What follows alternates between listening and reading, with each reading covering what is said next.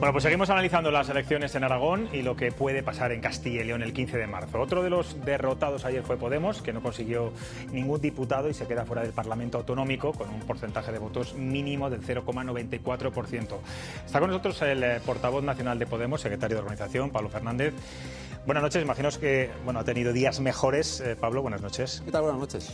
¿Qué ha pasado para que en 2015 irrumpieron con 14 escaños, tercera fuerza más votada, en 2019 consiguen entrar incluso en el gobierno, en ese cuatripartito, y ayer ustedes se quedan sin representación en el Parlamento, pierden casi más de 20.000 votos?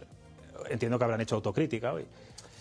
Sí, es evidente. Cuando uno obtiene un resultado tan malo como el que hemos tenido en Aragón, es evidente que se hace autocrítica y que se reflexiona. Yo creo que hay varias circunstancias, varios factores que explican este resultado, que hay numerosas vicisitudes que son las que dan la explicación de por qué hemos pasado de tener 15 diputados en Aragón a quedarnos sin representación. Yo creo que de todos he sabido el ataque sistemático que hemos tenido de las cloacas del Estado, el lawfare, y es verdad que también luego nosotros nos hemos equivocado en varias cosas, como por ejemplo pues no fortalecer territorialmente la organización en Aragón. Hemos tenido muchos problemas internos y al final todo eso evidentemente penaliza y hace que pierdas la confianza del votante. ¿Y tiene algo que ver, por ejemplo, que Podemos esté criticando constantemente al gobierno, pero no acaba de romper? Le voy a poner el ejemplo más reciente, es ese decreto de escudo social o la moratoria antidesahucios, que dijo Yone Belarra hace unos días que le daba asco y que era un pacto criminal, pero que a los pocos días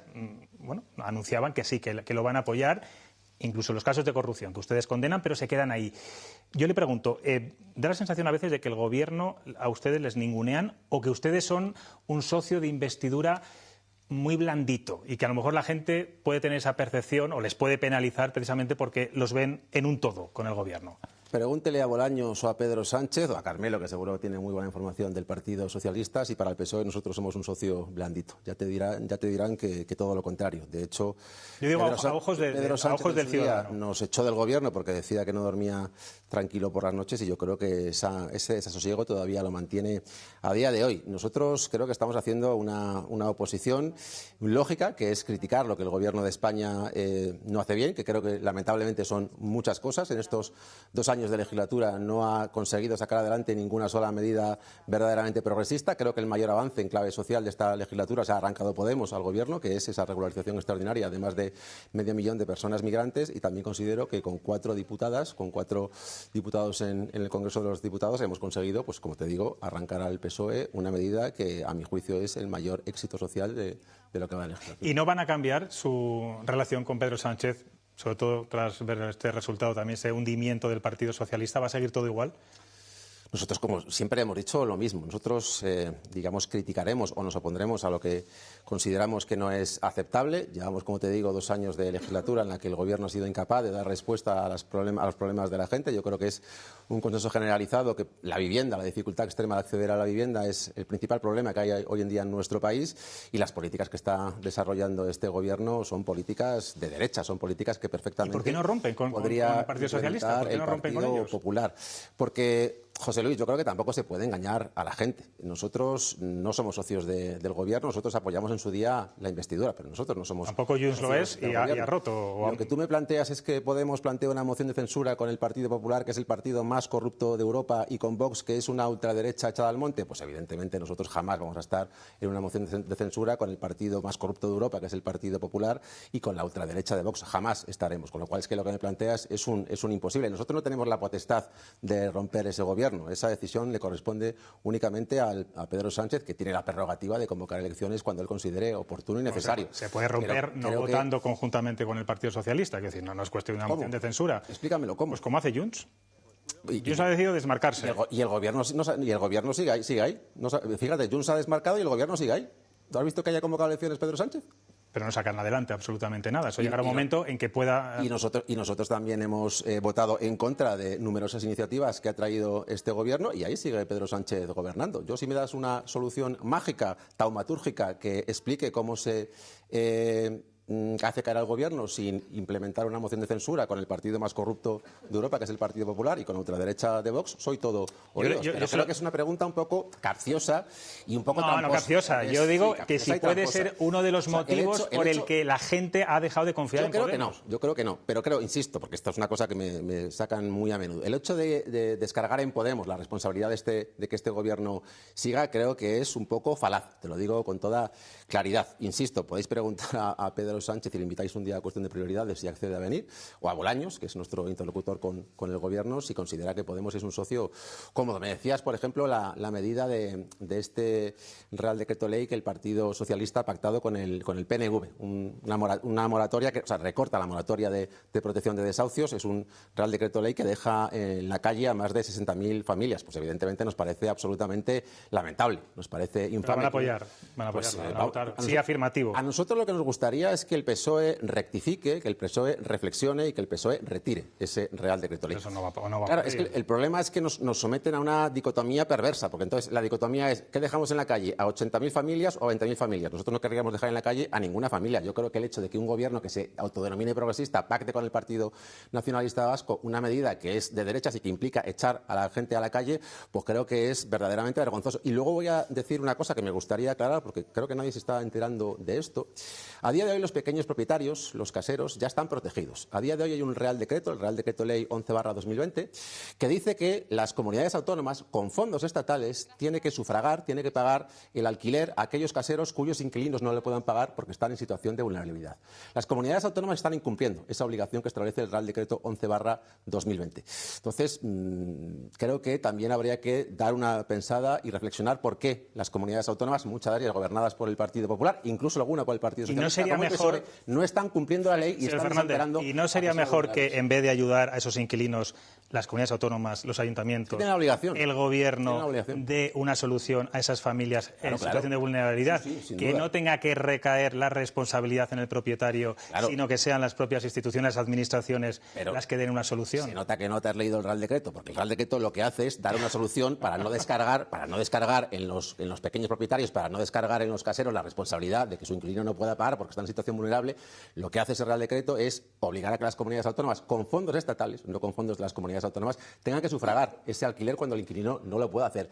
Además de eso, no hablo de sufragar, hablo de darle una solución habitacional a esas personas. Además de eso, como las comunidades autónomas están incumpliendo, nosotros creemos que el Gobierno de España debería dar una solución, una alternativa habitacional a estas personas vulnerables. Porque, como digo, a mi juicio me parece deplorable que un gobierno que se llama progresistas de izquierdas permita que se puedan dejar en la calle a más de 20.000 familias. De hecho, la semana pasada ya se quedó en la calle una familia de dos señores mayores de 70 años, uno de ellos con cáncer, que se han quedado en la calle. Yo creo que esto es... En eso, señor Fernández, coincidimos, en la forma de hacerlo no. Pero bueno, quiero preguntarle también, si vemos el bloque de izquierdas y de derechas en el resultado de Aragón, está claro que las derechas, podemos decir, ha vapuleado a los partidos de izquierda.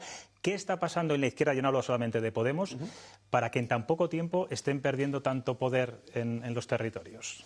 Bueno, yo creo que es evidente que vivimos una ola reaccionaria, pero no solamente en nuestro país, vivimos una ola reaccionaria global. En la mayor parte de países de Europa está gobernando la derecha o la ultraderecha y en Estados Unidos está gobernando un pederasta delincuente como es Donald Trump. O sea, vivimos tiempos verdaderamente complicados y luego es verdad que yo creo que tenemos que hacer una reflexión de por qué hemos dejado de obtener apoyos entre la ciudadanía. Es verdad que gobernar a veces también implica mucho desgaste, pero es cierto que tenemos que dar con la tecla porque esa, digamos, ola reaccionaria se está traduciendo en un incremento electoral exponencial, sobre todo de Vox. Quiero también recordar que el señor Azcón ha hecho un pan como unas tortas en Aragón, convocando elecciones anticipadas para perder los diputados y hacer que Vox suba. Entonces es incontrovertible que desde la izquierda, si queremos dar una respuesta a la gente, pues tenemos que ser capaces de convencer a la ciudadanía de que las opciones, digamos, de derechas no solamente no van a solucionar sus problemas, sino que los van a agravar. De hecho, lo hemos visto en Castilla y León.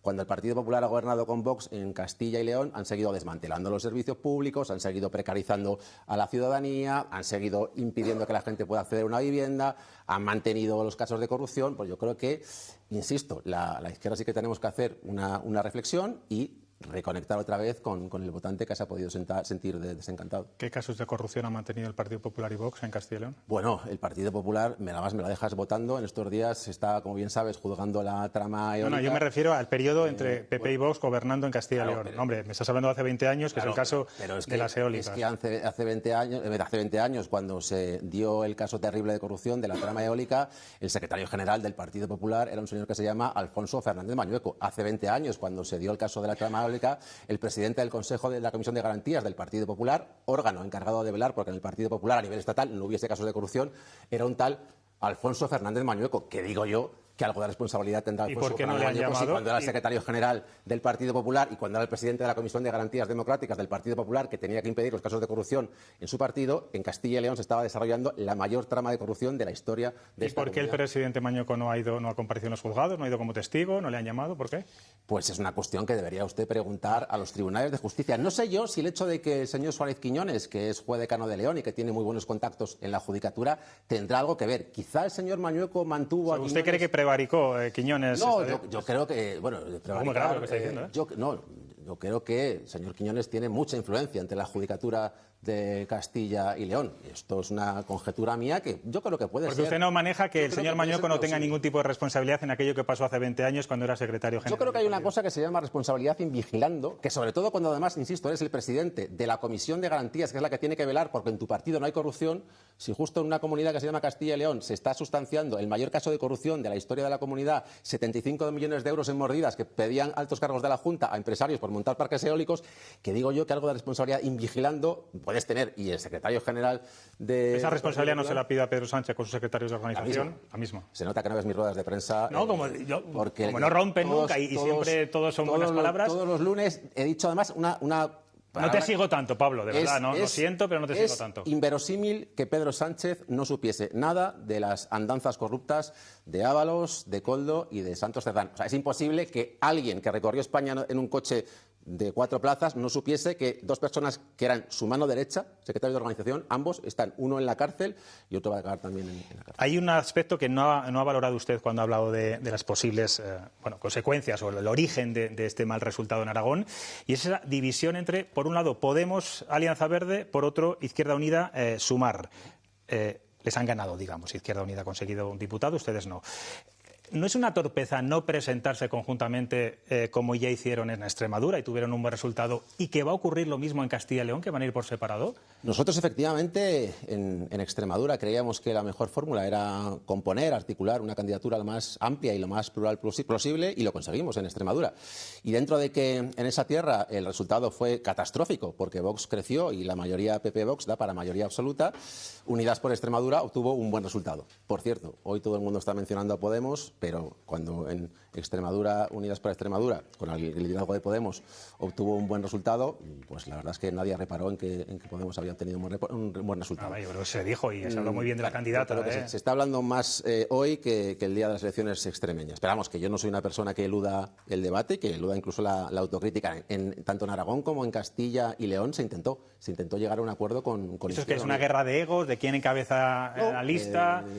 Pues hay sitios y hay territorios. En Castilla y León, por ejemplo, ¿por qué no ha sido posible? ¿Usted pues es una lástima porque lo hemos intentado hasta el último momento. Yo creo que ya no vale de mucho hablar del pasado.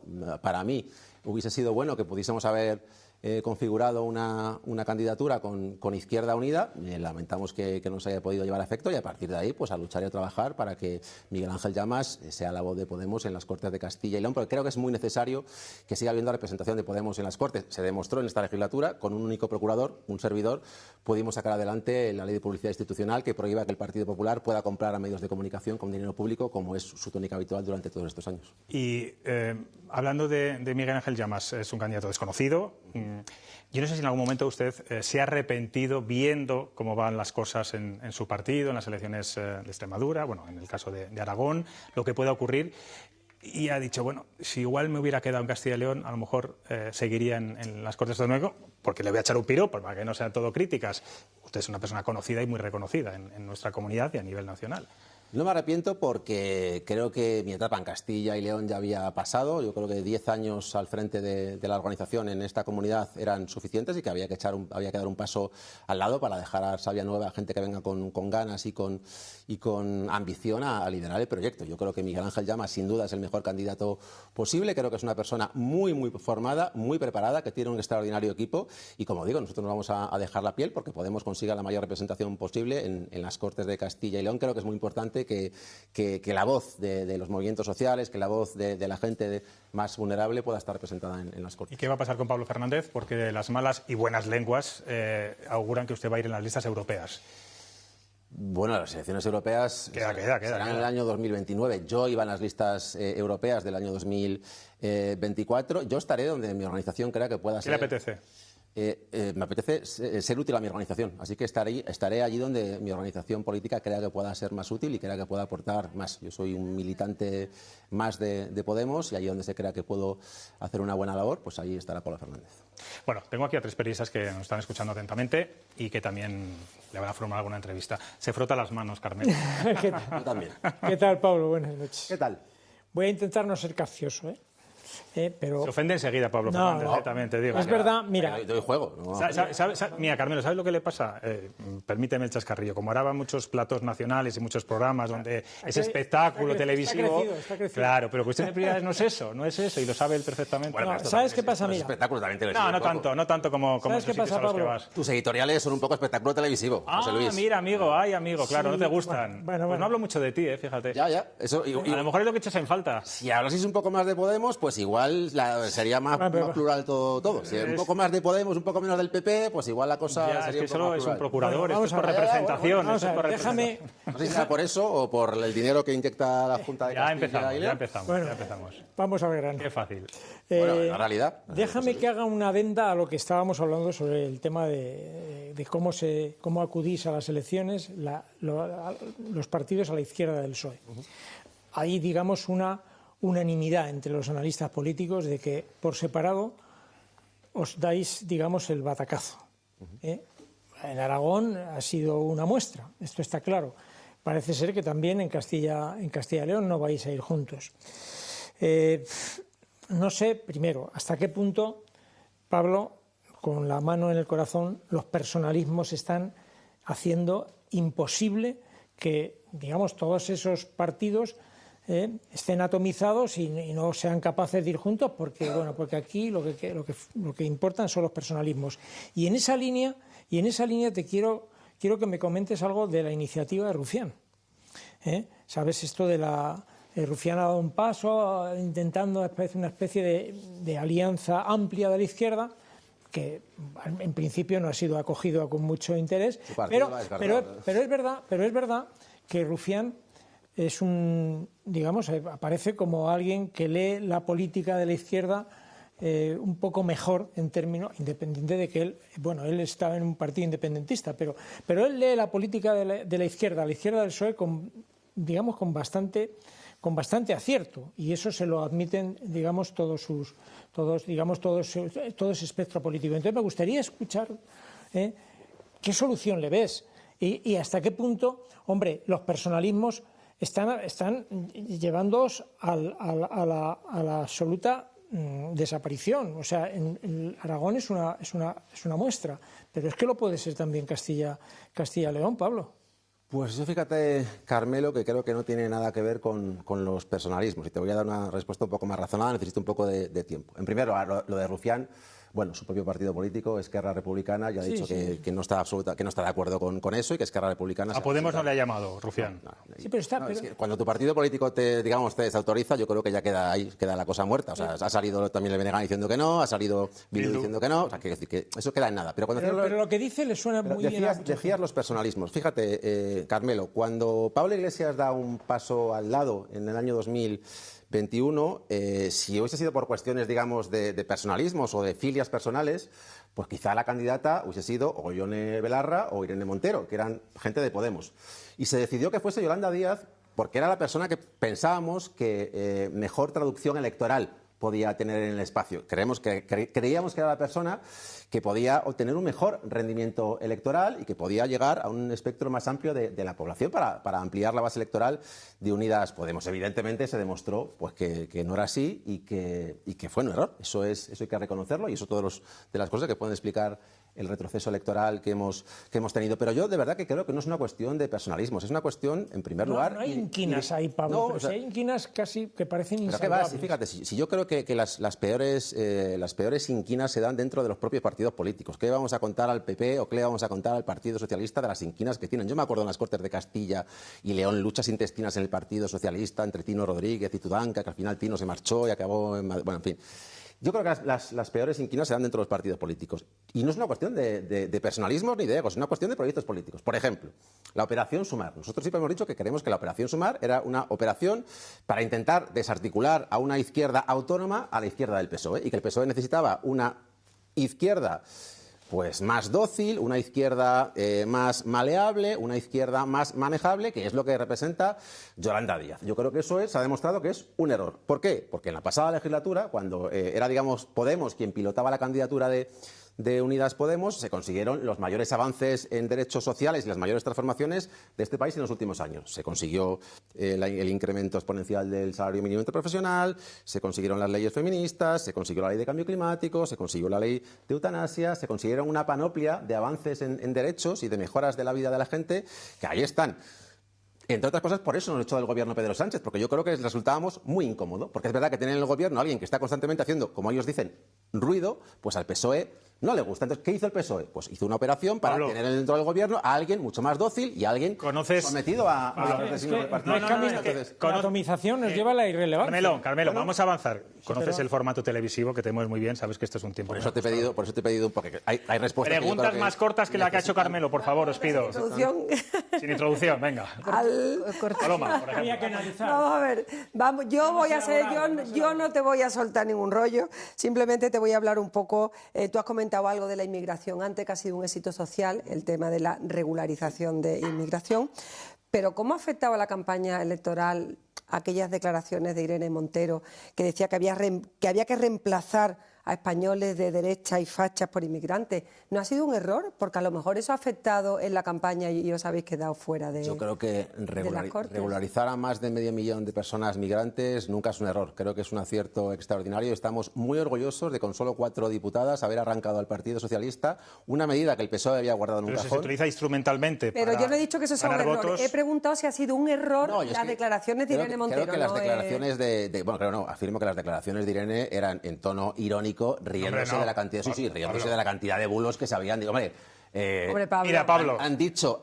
Es que las tengo preparadas. Las he visto 40 veces. Vamos a ver, pero quiero que la vean los telespectadores para que se den cuenta si es tono irónico o Irene Montero va más en serio que nunca. Vamos a verlo. Yo creo que no estoy de acuerdo en eso. Pero bueno. Quiero pedirles a las personas migrantes y racializadas que por favor no nos dejen solas con tanto facha.